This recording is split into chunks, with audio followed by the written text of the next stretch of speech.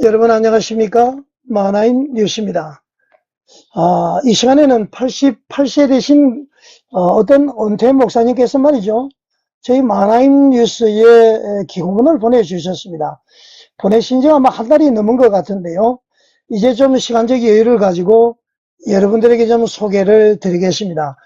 현재 한국교회 문제에 대해서 아주 정확하게 진단을 하고 계시고요. 우리 한국교회가 다시 하나님께 영광을 돌려드리기 위해서, 우리 한국교회가 다시 국민 신뢰도를 다시 회복하기 위해서는 어떻게 해야 되는지를 정확하게 진단하고 있습니다. 그리고 우리들의 잘못이 무엇인지를 또 정확하게 말씀하고 계시죠.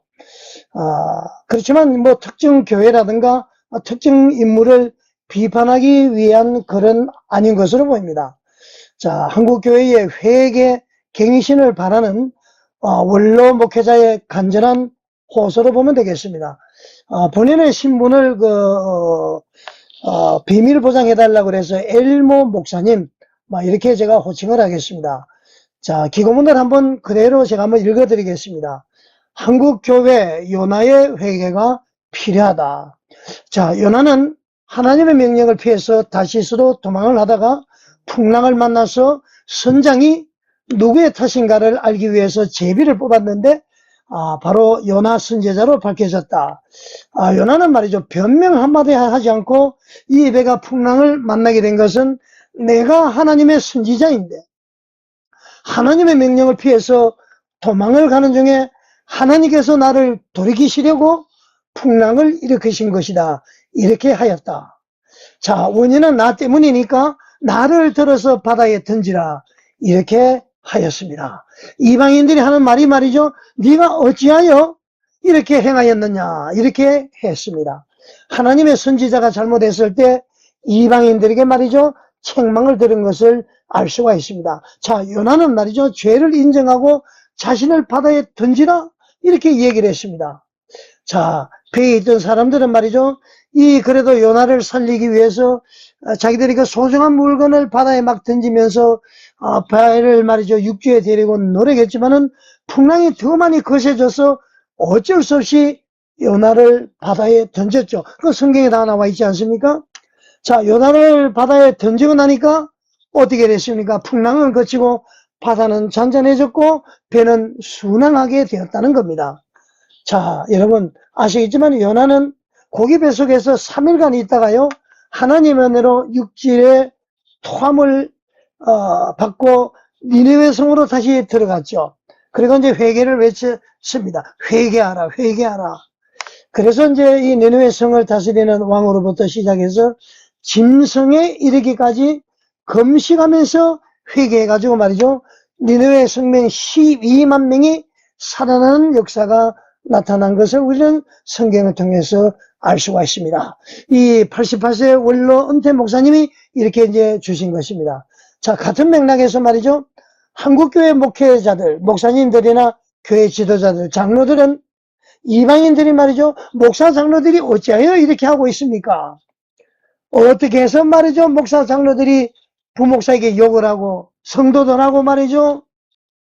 이렇게 불륜 관계에 있고 뭐 여러 가지 그런 거 많이 있지 않습니까? 헌금 강요하고 말이죠. 복종 강요하고 목사는 하나님의 정권 대사요.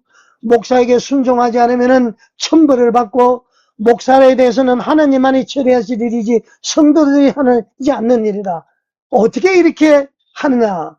그러면서 말이죠. 이 나무래고 있다는 얘기입니다. 이방인들이 그리고 교회에서 말이죠.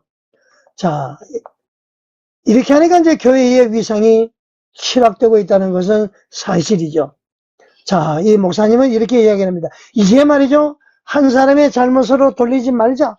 우리 모두가 죄를 쓰고 회개해야 한국교회는 산다. 현재 한국교회 위상은 회복이 불가능할 정도로 추락하였다.